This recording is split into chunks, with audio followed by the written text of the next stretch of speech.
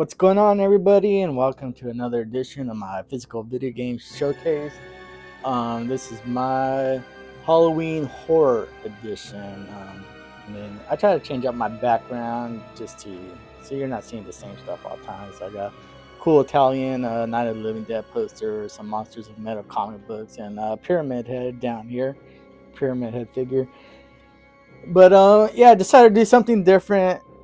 So I went out and I bought only horror video games. I thought it was a cool little challenge I gave myself. It introduced me to some video games that I would normally look past, and they seem interesting to me. Full disclosure, I absolutely hate playing horror video games. I do not do well with jump scares, but I find them they just visually they look cool. The character designs, the monster designs, and things like that. So during this video, you might hear me talk about like the cover art and character designs and things like that. Just want to reposition my camera, but let's start off with the first game as a Redfall as part of my Bethesda collection. I know very controversial start and is considered a failure, but Redfall is an open world first person shooter game that features both single player and cooperative multiplayers. Players can choose among 4 playable characters, each with unique backgrounds and abilities to fight against vampires, as well as human enemies within the game. Next up, this was a Goodwill find, so it only cost a couple bucks, $4 or $5 maybe. Dead Rising. Dead Rising follows photojournalist Frank West after he becomes trapped in a zombie-infested shopping mall in the town of Willamette, Colorado. So now we got vampires and zombies. So that's how we're starting off this horror edition. Next up, we got Dying Light. Heard great things about it. I probably won't play this one. Dying Light follows undercover agent Kyle Crane, who is sent to infiltrate a quarantine zone in a fictional Middle Eastern city called Haran. Features enemy-infested open-world city with a dynamic day and night cycle in which zombies are slow and clumsy during the daytime, but become extremely aggressive at night.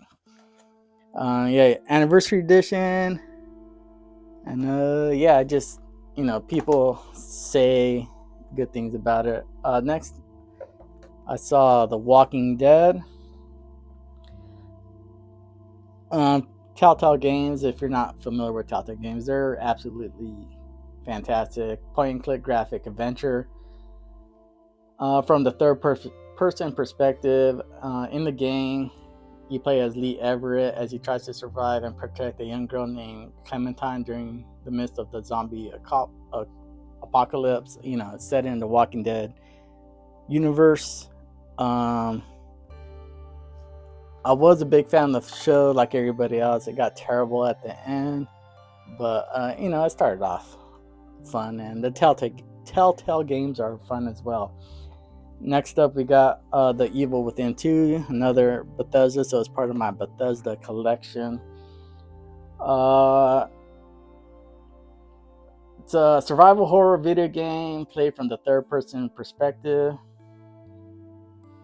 The player assumes control of Detective Sebastian Castellanos, who must descend into the world of Union to rescue his daughter Lily.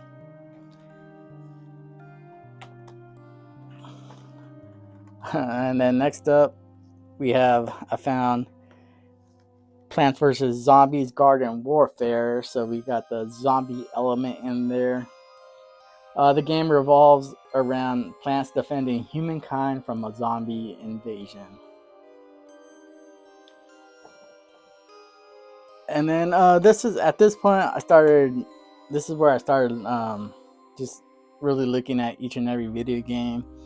And then I came across Little Nightmares 2, and visually stunning game. The story is pretty good, and it just all around gives me the creeps. You got nightmares in the name, so I thought it'd be a good candidate for this Halloween horror edition. But Little Nightmares 2 follows Mono, who must work together with Six, from the protagonist from the previous game, to survive the horrors of Pell City and discover its dark secrets. Um, yeah, I thought one of the better video games. I've actually did play this, and it's anxiety inducing, but it looks like a great game. Next up, we got Vampire. In Vampire, you're Jonathan Reed, a doctor who has turned into a vampire and is torn between his Hippocratic oath and his newfound bloodthirsty nature. Um, from what I could tell, I think I want to play this game. It's not spooky, but um, from what I gather, you're a vampire doctor and you got to choose to save people or feed on them, and the whole what you do, how you affects the whole world. So if you start in the area and you start training a bunch of vampires, or that area becomes super diseased, or you can choose to help people, and I believe you become weaker and weaker. So yeah, super interesting story. I think I will play this one. Next up, we got I started finding these off the beaten path horror story games, and this one is a kind of like psychological horror adventure game set in the hospital in Tuscany, Italy, called the Ospedale Psichiatrico de Volterra. That's my best Italian pronunciation. The player character is a girl named Renee who was a patient at the hospital in the 1940s. So yeah, I think I might the story based video games I might do well better than like the action adventure horror games where you gotta defend yourself. This is a Phobia Saint Denfina Hotel. This specific hotel in the game is subject to numerous rumors, including mysterious disappearances and paranormal activity. Hoping to break the story, amateur journalist Roberto Lite Lopez travels to Santa Catarina following a tip from his friend Stephanie. Next up, we got The Quarry.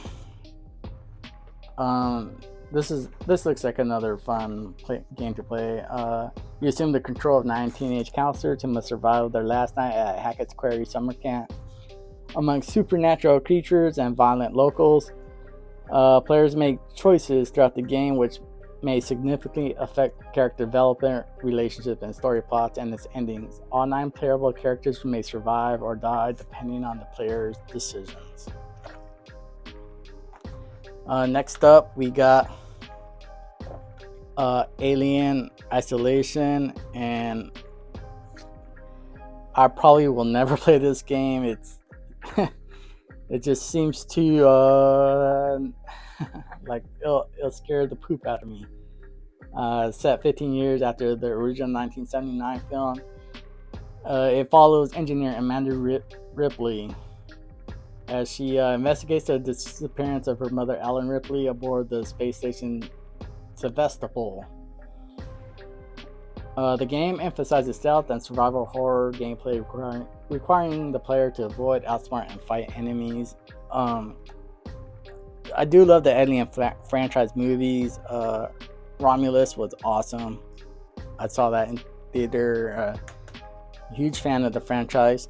Probably won't play the game. Next up, we got for the original Xbox,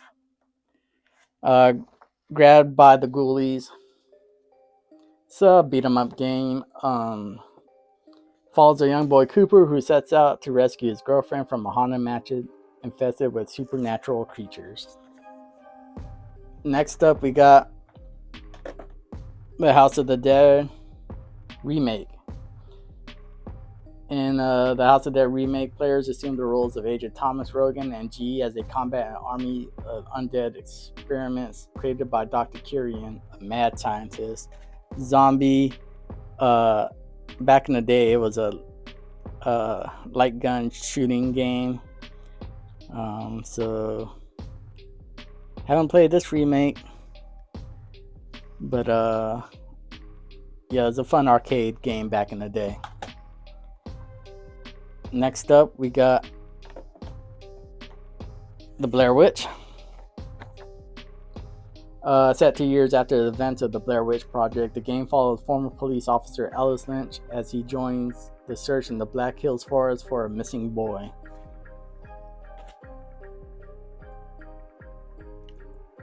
And last but not least,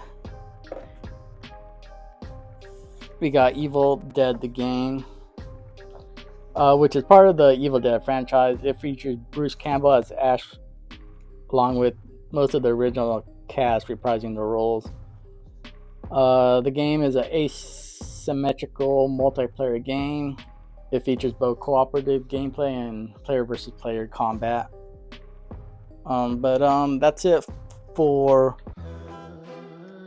all the horror games that I picked up this month. Like I said, it was a fun experiment, fun challenge, and I was able to find games that I would normally look over.